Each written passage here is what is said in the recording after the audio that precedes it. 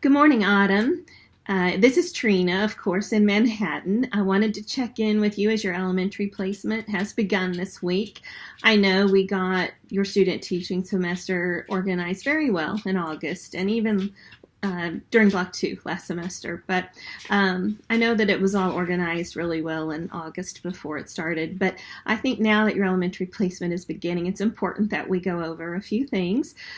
Last night, I think I sent you an email. I also sent you your observation feedback forms for your observations at Wichita West. And we have 3 more observations to do at the elementary school, and that's what I would like to talk to you about. So I put this in an email to you in writing, but I also would like to include it in this week's video. I would like to come to Wichita on 2 days, and I will do 2 observations on one day and 1 observation on the other day. So it doesn't really matter to me the day that I do 2 observations. They can be back-to-back classes. A class can be in the morning, a class can be in the afternoon. It really doesn't matter. So I'll do 2 observations on one day, and I'll do 1 observation on another day. This is set in stone, and this is how it needs to happen. I also sent you a Google Sheet link to my open schedule for observations. And I also have 12 Block 2 students that are now starting their practicum and have to go out and do observations on them. So it is vital, V-I-T-A-L, vital that you and your teacher, your cooperating teacher, get those 2 days on my calendar. Obviously, it's a 2.5 to 3 hour drive if you allow time for me to, stop to get gas or whatever. It's probably better to allow me 3 hours. So you've got to take that into consideration when you go to the Google Sheet and sign up for a day and time, because I've got to have travel time. Your observations need to be on a Monday or a Friday so that I don't miss the classes I teach here in Manhattan. And let's see. I don't mind Friday afternoons at the elementary school. That's fine if it needs to be on a Friday afternoon, but all my open times are on the Google Sheet. So get your observation days on there right away so we have the open chunks of time we need for yours. I would allow a whole day, a whole Monday or Friday for the 2 observations. And just so long as I've got 3 hours traveling time in front of that 1 observation that's going to be on a day by itself, that's fine. When you do these 3 lessons, you will use the non-unit art education lesson plan template, and you need to fill out all sections.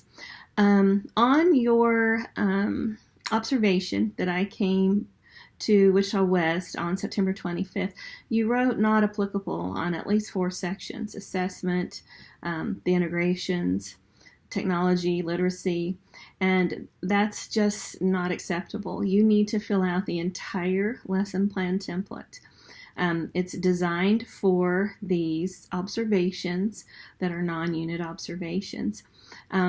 Even in a class where your teacher is telling you what to teach, you can still tell your teacher that you need to meet some requirements for your observation. So when I come for an observation, I should see some kind of an assessment. And maybe what you write in your lesson plan is it is informal, checking for understanding. And then I visibly see you check for understanding by a series of questions that you ask students, thumbs up, that sort of thing. And literacy integration, that's you can add that to any lesson that you do in simple ways or medium ways or large ways. Technology is really more than using a PowerPoint. So be thinking of how I can see you using technology besides showing a slideshow. The slideshows are required in art education because they're supplemental teaching tools that you make as a teacher. But when I come out for some of your observations, I need to see you using technology in unique ways. And a curriculum integration with another subject. That's also very important to our art education program. In subtle, simple ways, you can do that. For instance, on your elbow drawing exercise, you could have worked a very simple little math integration into that somehow with the chair they were drawing. So be thinking about those things. I also would like it, if there's any way possible, for these 3 observations that I come for, that they are single class projects, meaning I get to see you introduce the project to the children and help them make it and finish it up. There were a lot of art classes where I had to do that in 30-minute art classes, so I know it can be done. If it doesn't work out that way, that's fine, but at least one of them I would like to be a project that you finish while I'm there. You start it and finish it while I'm there. If the other 2 need to be a couple day or a couple week projects because they come once a week, that's fine. Couple things that I'd like to compliment you on are, of course, you know how I feel about how great you are with students. You have a very natural rapport with students.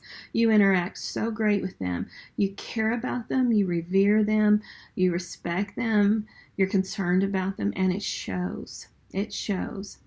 A couple of things I'd like you to focus on as you move forward with this last half of student teaching is, let's work on some energy and enthusiasm in the classroom. I often see kind of a very level emotional projection coming from you. So I want to see you smile and interact with the kids, speak in an upbeat, happy voice, project some positivity in the room. I'd like to see that. I also would like to see a little more ramped up effort in planning. You have great ideas, but let's work on getting everything ready for the observation the day before, so that the day of the observation you're ready.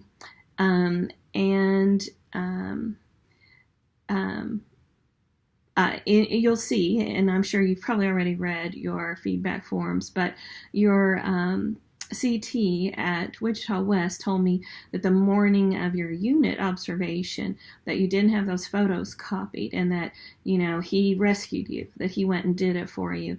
And he wasn't he wasn't really happy about it at all. And he told me about it. And, you know, he felt like that was your very important unit and you weren't ready.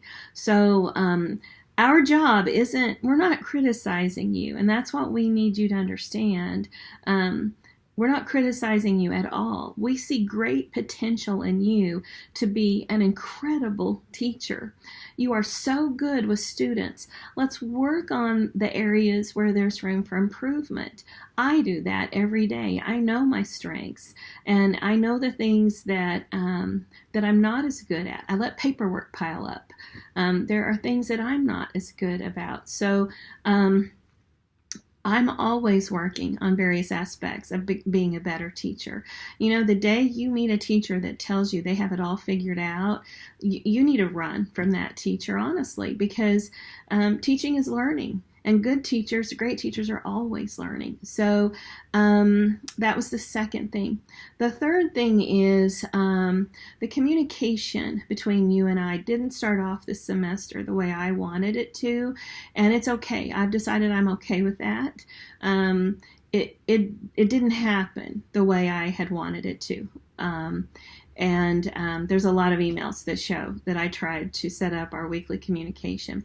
And so instead, we're just going to continue this way. And I'm totally fine with this. It's really okay. So I'm going to send you these videos once a week. As you have questions, you let me know. And we'll see if we can get in a groove where we're communicating with each other. The one thing I need to caution you on is don't wait till the last minute to ask me questions. I am not a procrastinator. I plan way ahead. And so that's always been how I've operated as a human being and as a teacher. And so these weekly sessions that I want to have with you are designed to prepare you for what's coming up. And so today, I don't want to overload you with all of this, but today what we spoke about was getting your elementary observations all lined out and how that will be done. And there's no room for deviation. That's how it has to be. And your CT, it's your responsibility to communicate with your teacher and explain this to her. And this is just how it needs to be for these 3 observations. When we placed you in Wichita, it was with the stipulation that you and I would stay closely connected, and I was your CI, and that we would have to work really closely together on these things. And then the other thing is, I want to just visit about your strengths and the areas for improvement. AFIs, areas for improvement. That's something that we hear about all the time in the education field. So don't let this hurt your feelings. You know I love you, and I want the best for you, and I want that first year you go out to a school to be a teacher, I want you to be thankful that I was a part of your journey to the classroom. I don't want to be known as that teacher who didn't help you out and didn't hold you to a certain standard. So I want you to love being at the elementary school. You're going to feel so much love there. Elementary students love art. Oh my gosh, they love art, and they like to give you hugs, and they like to make little drawings for you. Elementary art has got to be one of the happiest places on the planet Earth. So I know that there were a lot of great things in your evidence feedback forms from your first 2 observations, and there were some things that we need to work on. That's the whole point of student-teacher observations. So hang in there, keep up the good work. And let's have a wonderful last 8 weeks. Next week's video is going to talk to you a whole lot more about your portfolio. We've spent a great deal of time on this in Block 2. Of course, the portfolio changed this summer, right before school started, but I have prepared some incredible help documents with you to help get you through that.